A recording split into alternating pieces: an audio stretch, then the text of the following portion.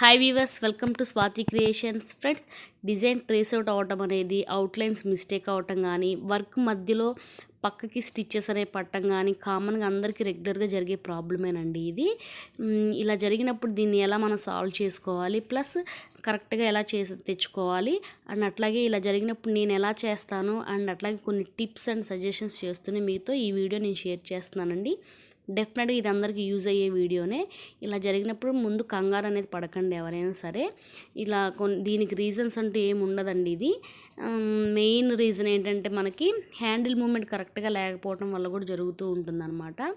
So ఇది ఇలా జరిగినప్పుడు ఎప్పుడైనా సరే మనకి డిజైన్స్ అనేవి ఫస్ట్ హ్యాండిల్ కరెక్ట్గా ఉందా, మూవ్ అవుతుందా లేదా అనేది ఫస్ట్ మనం చెక్ చేసుకోవాలన్నమాట. సో అదొక ఫస్ట్ రీజన్ అవుతుంది. అండ్ అట్లాగే మనకి వర్క్ జరిగేటప్పుడు హ్యాండిల్కి మనకి చేతులు లాంటివి ఏమైనా తగిలినా, మనకి స్టాండ్ లాంటివి ఏమైనా తగిలినా, కొంతమంది కొంచెం మూలకి మిషన్ పెడుతూ ఉంటారు కదా, హ్యాండిల్కి ఏదన్నా సపోర్టెడ్గా వెనక బ్యాక్ సైడ్ ఏమైనా తగిలినా కూడా మనకి డిజైన్స్ అనేవి కూడా అవుట్లైన్స్ అనేవి పోవడం జరుగుతుంది. అండ్ అట్లాగే ఈ స్టాండ్ మెయిన్ మనకి మిషన్తో పాటు ఇస్తారు కదా, ఈ స్టాండ్ పైకి హ్యాండిల్ అనేది కూడా ఫ్రీగా పైకి మూవ్ అవ్వలేకపోయినా కూడా డిజైన్ అనేది డిస్టర్బ్ అవుతుంది అనమాట. సో నాకు ఇట్లా జరిగింది. ఇలా జరిగినప్పుడు ఫస్ట్ ఏం చేయాలంటే మనం స్టాప్ చేసుకుని వర్క్ని ముందు పవర్ బటన్ అనేది మనకు సైడ్ ఉంటుంది కదా, ఆ పవర్ బటన్ ఆఫ్ చేసుకొని ఒక 2 మినిట్స్ ఆగి మళ్ళీ ఆన్ చేసుకోండి మిషన్ని. ఇట్లా ఆన్ చేసుకోవడం వల్ల ఏంటంటే మనకి సెన్సార్స్ కానీ హ్యాండిల్ అనేది అన్నీ మళ్ళీ నార్మల్ పొజిషన్కి, కరెక్ట్ పొజిషన్కి రావడం అనేది జరుగుతుందన్నమాట. కొన్ని సందర్భాల్లో రాకపోవచ్చు, అంటే హ్యాండిల్ మూమెంట్ని బట్టి ఉంటుంది అది.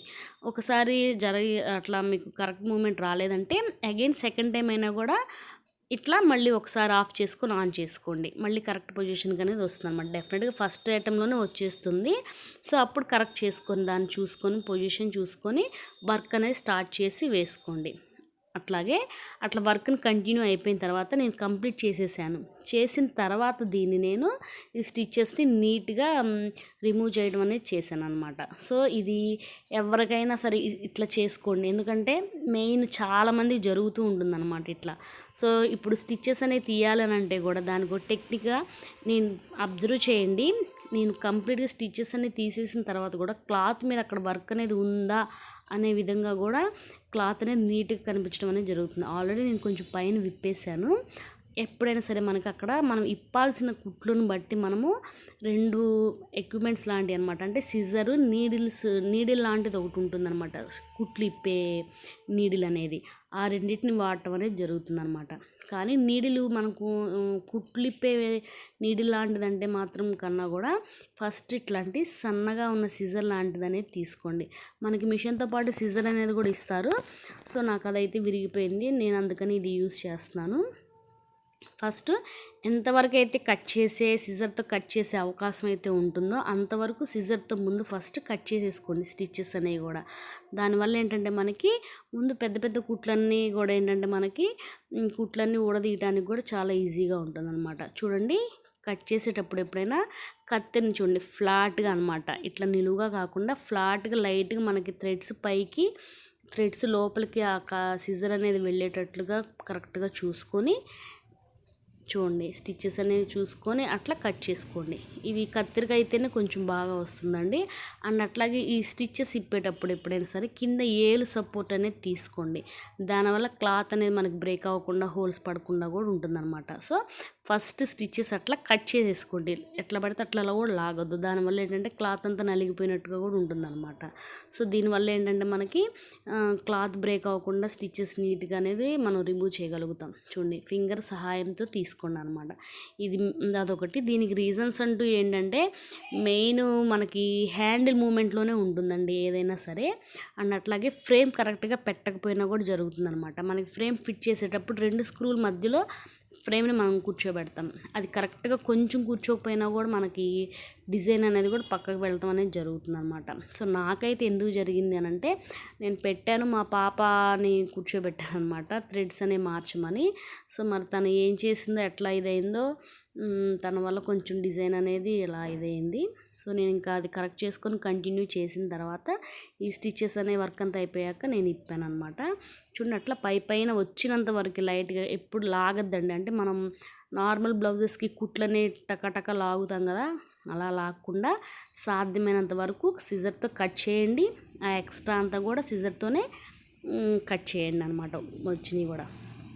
అండ్ మనం సిజర్తో కట్ చేయగలిగినంత థ్రెడ్స్ కట్ చేసిన తర్వాత చూడండి, ఇది కుట్లిప్పే పిన్ అనమాట. మనకి ఇక్కడ లైట్గా యూ షేప్లో ఉంటుందన్నమాట. అది ఆ యూ షేప్లో మనకి అక్కడ షార్ప్గా ఉంటుంది.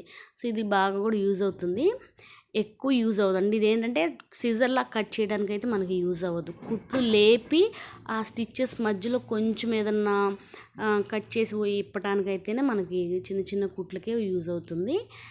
మళ్ళీ అగైన్ రెండు ఖచ్చితంగా వాడాల్సిందే. ఈ కుట్లిప్పే పిన్ వాడాల్సిందే, సిజర్ కూడా వాడాల్సిందే అనమాట. ఎక్స్ట్రా మిగిలిన ఒక్కొక్క కుట్టుని దీంతో లైట్గా పైకి లేపుతూ ఆ యూ షేప్లోకి పోనిచ్చి థ్రెడ్ అనేది కట్ చేయడమే అనమాట. కట్ చేసిన తర్వాత వచ్చినంత వరకే లైట్గా దారాన్ని అనేది లాక్కుంటూ ఉండాలన్నమాట. గట్టిగా వేసి క్లాత్లో నుంచి బలవంతంగా ఈ థ్రెడ్ అనేది లాగకండి, ఓకేనా. చూడండి, నీట్గా పైన అంతా తీసేసాను. మీకు అక్కడ అబ్జర్వ్ చేయండి, ఎక్కడైనా క్లాత్ అనేది నలగకుండా పిగలకుండా ఇది యాక్చువల్గా అయితే అసలు హోల్ పడిపోయిద్ది అనమాట అట్లాంటి క్లాత్ ఇది. ఎందుకంటే డబల్ వీవింగ్ అనమాట, వీవింగ్ బ్రాసో వీవింగ్ క్లాత్ అనమాట, పట్టుదైనా కూడా. సో అలాంటి క్లాత్ అయినా కూడా తీసానంటే అది మనం కుట్లు తీటుల్లో కూడా ఉంటుందండి, టెక్నికల్గా తీయగలగాలి క్లాత్ అనేది బ్రేక్ అవ్వకుండా కూడా. చూడండి, ఎక్కడ కూడా మనకి థ్రెడ్ కూడా నలగట్లేదు, క్లాత్ అనేది కూడా నలగట్లేదు అనమాట. అలా టెక్నికల్గా కొంచెం జాగ్రత్తగా తీసుకోవాలి. ఇట్లా చిన్నగా గోరుతో మనం నీట్గా కొద్దిగా అట్లా లాగేస్తూ ఉంటే మనకి స్టిచ్చెస్ అన్నీ కూడా కంప్లీట్గా మనం తీయగలుగుతాము. అగైన్ అట్లాగే బ్యాక్ సైడ్ అయినా అట్లా పైన లాగి కత్తిరితో సిజర్తో కట్ చేయండి. కట్ చేయటం వల్ల ఎక్స్ట్రాస్ అంతా ఎప్పుడైనా అట్లా లాగకుండా కట్ చేయండి. కట్ చేయటం వల్ల మనకి తొందరగా దారాలు అనేవి మనం ఊడదీయగలుగుతాం అనమాట.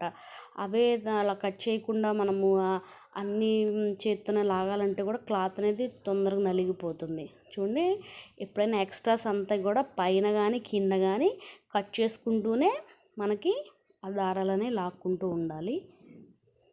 నేను చెప్పినట్లుగా ఇట్లా నేను చూపించిన విధంగా కనుక ఫాలో అవుతూ చేస్తే ఎలాంటి ట్రేస్ అవుట్ అయిపోయిన డిజైన్స్ అయినా కూడా మనం జాగ్రత్తగా అవి మళ్ళీ మనం కరెక్ట్ చేయగలుగుతామండి డెఫినెట్గా.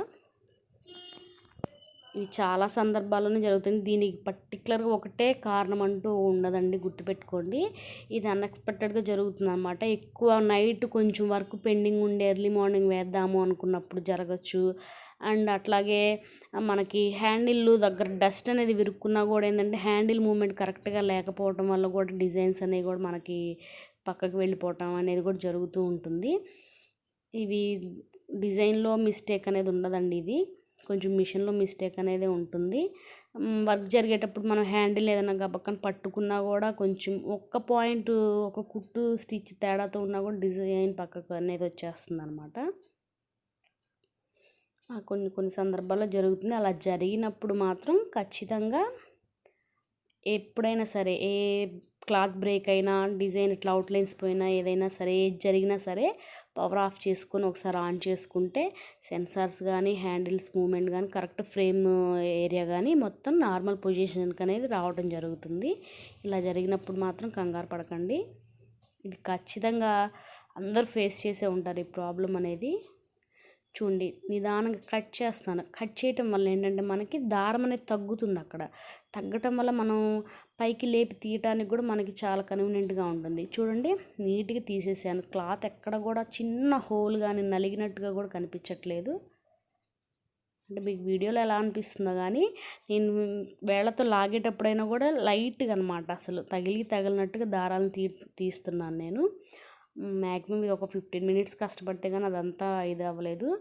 ఎందుకంటే వర్క్ అంతా వేసిన తర్వాత నేను తీసానంటే ముందే ఫ్రేమ్కి పెట్టినప్పుడు అనేది మనం కుట్లనే విప్పకండి, ఎందుకంటే క్లాత్ అనేది లూజ్ వచ్చేస్తుంది అనమాట. డిజైన్ అంతా కంప్లీట్ అయిపోయిన తర్వాత మనకి ఓవరాల్గా తెలుస్తుంది అప్పుడు ఎక్కడైతే మనకి ఎక్స్ట్రా అనేది పడింది అనేది, ఆ ఎక్స్ట్రా వర్క్ మాత్రమే మనం చక్కగా నీట్గా ఇప్పుకోవడానికి మనకు బాగా అవుతుందన్నమాట.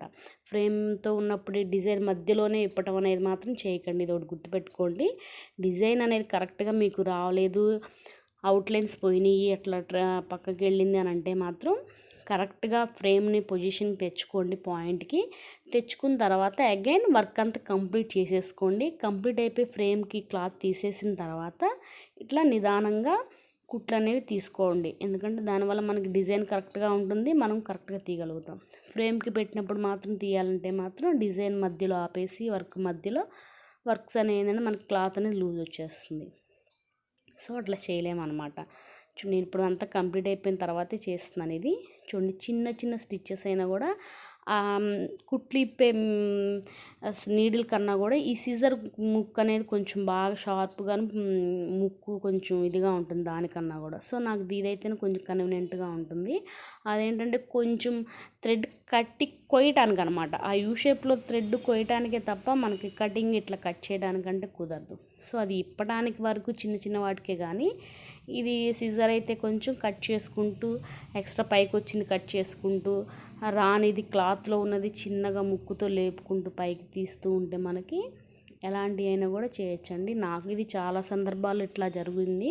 స్టార్టింగ్లో అయితే నాకు బాగా జరిగిందనమాట. కొంచెం నాకు హ్యాండిల్ మూమెంట్ కరెక్ట్గా లేదు, నాకు స్టాండ్ కూడా సరిగ్గా లేకపోవడం వల్ల చాలా డిజైన్స్ కూడా నాకు ఇట్లా అవుట్లైన్స్ పోవడం జరిగింది. సో ఇట్లాగే నేను చాలా వరకు కరెక్ట్ చేసుకున్నాను.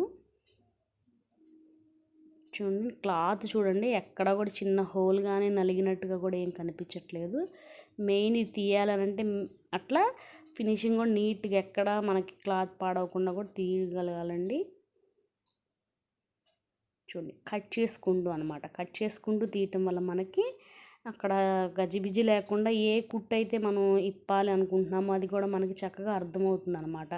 ఎప్పటికప్పుడు పైవి అట్లా లేపుతూ ఆ పైకి వచ్చిన దారం అంతా ఎక్స్ట్రా కట్ చేసుకుంటూ ఉంటే మనకి కింద పైన చూసుకుంటూ ఉంటే ఏ స్టిచ్చెస్ అయితే మనం ఇప్పాలనుకుంటున్నామో అది మనకి చక్కగా అర్థమవుతుంది. ఇదొక పాయింట్ గుర్తుపెట్టుకోండి. ఓకే కదా, చూడండి ఓవరాల్గా మొత్తం ఇప్పేసాను. నాకు ఈ పించాలు పికాక్ నెక్ అనేది కూడా 2 పట్టడం జరిగింది. ఓవరాల్గా పికాక్ మొత్తం అనమాట. సో అది కరెక్ట్ చేసి వేసాను.